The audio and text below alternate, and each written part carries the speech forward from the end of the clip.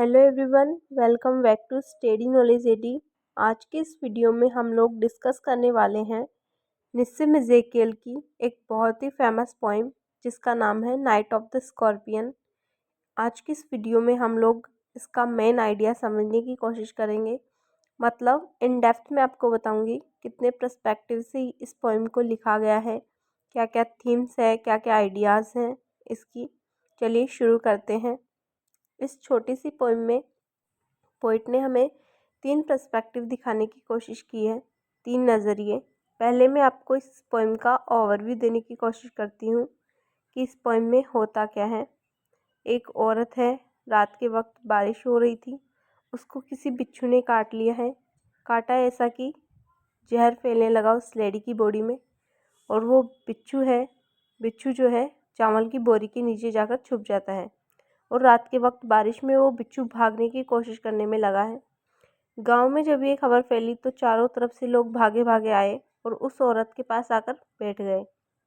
उस बिच्छू को ढूंढने लगे, कहने लगे कि इस बिच्छू को मारना पड़ेगा, नहीं तो तुम्हारी बॉडी में जहर फैलता चला जाएगा। अब वो इस लॉजिक को साबित नहीं कर पा रहे हैं कि ऐसा क्यों।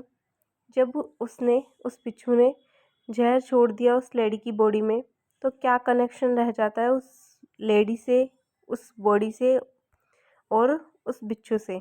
बट फिर भी ये सुपरस्टिशियस लोग हैं, ये 100 बार भगवान का नाम लेने लग जाते हैं।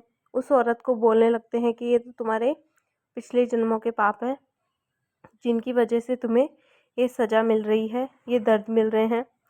ये जो सज़ा मिल रही है तुम्हें, ये अगले जन्म के पापों को कम कर देगा, मतलब बैलेंस में ला देगा तुम्हारे पापों को। और ऐसा कर कर वह अंधविश्वासों वाली बातें करने लगे। और ये जो औरत का पति है वो एक रैशनल आदमी है, उसने इन अंधविश्वासों वाली बातें हैं ना, उन पर कम ही भरोसा है, ज़्यादा बिलीव नहीं करता वो ऐसी चीज़ों में। उसने केरोसिन डाला उस लेडी के टॉपर जहाँ पर बिच्छू ने काटा था और आग लगा दी, और सभी प्रकार की जड़ी बूटियाँ भी लगाई। और 20 घंटे बाद जाकर औरत को राहत मिली। उसने उठते ही सबसे पहले कहा कि शुक्र है भगवान का, मुझे ही बिच्छू ने काटा, मेरे बच्चों को नहीं काटा, मेरे बच्चों को उसने बख्श दिया। इस छोटी सी पोइम में पोइट ने हमें 3 पर्सपेक्टिव दिखाने की कोशिश की है, 3 नज़रिए। पहला नज़रिया है गांव वालों का। गांव के माहौल में ये पोइम लिखी गई है, जहां एक औरत को बिच्छू ने काट लिया, लोग वहां पर इकट्ठा हो गए। पोइम हमें बताती है कि हम कितनी भी तरक्की कर ले मॉडर्न साइंस में या किसी भी टाइप के इलाज करने में, आज भी हमारा विश्वास अंधविश्वासी चीज़ों पर उतना ही मजबूत बना हुआ है जितना पहले कभी रहता था। गांव का इलाका जहां पर लोगों को इन चीज़ों में कुछ ज़्यादा ही विश्वास होता है। इस पोइम में पोइट ने हमें साफ साफ वही चीज़ दिखाने की कोशिश की है कि उस औरत को तकलीफ़ को कम करने की बजाय लोग बिच्छू को ढूंढ रहे हैं, 100 बार भगवान का नाम ले रहे हैं। बिच्छू को मार दिया जाए तो शायद औरत बच जाएगी। उनको जरा सा भी अंदाज़ा नहीं हो रहा है कि बिच्छू ने अपना जहर छोड़ दिया है उस लड़की की बॉडी में, तो क्या कनेक्शन रह जाता है। मतलब अब कोई कनेक्शन नहीं है कि बिच्छू को मार दिया जाए या बिच्छू जिंदा रहे। तो अगर औरत की बॉडी में, हालांकि करने को ये सब खेतीबाड़ी ही करते हैं, इनमें से MBBS इनमें से किसी ने भी नहीं कर रखी, लेकिन इन्हें लगता है कि उनके पास हर चीज़ का इलाज है। मतलब इनके बड़ों ने इनको जो भी कुछ सिखाया है, ये बिना जाने बिना सोचे ये ब्लाइंडली उन चीज़ों को फॉलो किए जा रहे हैं आज भी। कि हमारे बड़ों ने हर चीज़ का इलाज बताया है।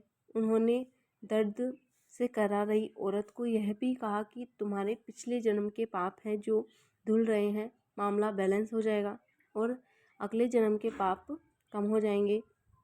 एक हद तक अगर हम यह भी मान ले कि जिस औरत को बिच्छू ने काटा यानी पोइट की माँ, वह भी उन गांव वालों में से ही है, तो कहीं ना कहीं वह भी दर्द में भी गांव वालों की बातों पर भरोसा कर रही होगी कि हाँ वाकई ये मेरे पिछले जन्म के पाप हैं जो बिच्छू ने मुझे काटा।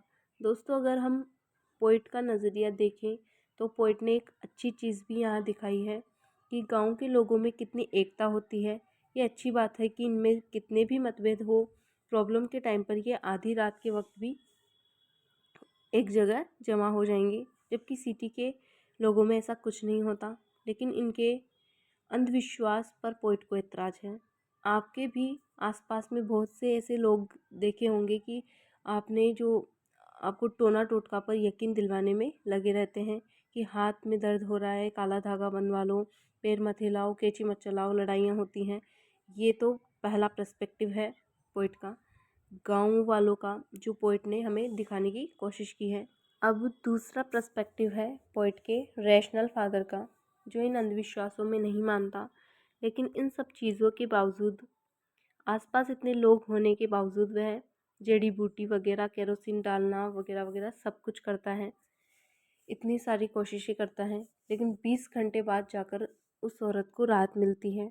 इनके टोने टोटके से मिली है या फिर पोइट के फादर के एक्सपेरिमेंट से मिली है, किसी से भी मिली है, लेकिन राहत मिल गई है पोइट की माँ को। अब तीसरा पर्सपेक्टिव है एक माँ का, नहीं बताया है कि से रिकवर होने के बाद किससे मिली है, माँ के बट मुँह से कैसे भी करके एक ही चीज़ निकली, पोइट की माँ अच्छा है, बिच्छू ने मुझे उनका दर्द कम हो गया है, बच्चों को नहीं काटा, मेरे बच्चे बच गए। तो ये है अनकंडीशनल लव बताता है एक माँ का बच्चों के लिए। ये तीसरा पर्सपेक्टिव है। दोस्तों, उम्मीद करती हूँ आपको ये तीनों पर्सपेक्टिव अच्छे से समझ आए होंगे। आज की वीडियो में इतना ही, मिलती हूँ नेक्स्ट वीडियो में। Thanks for watching.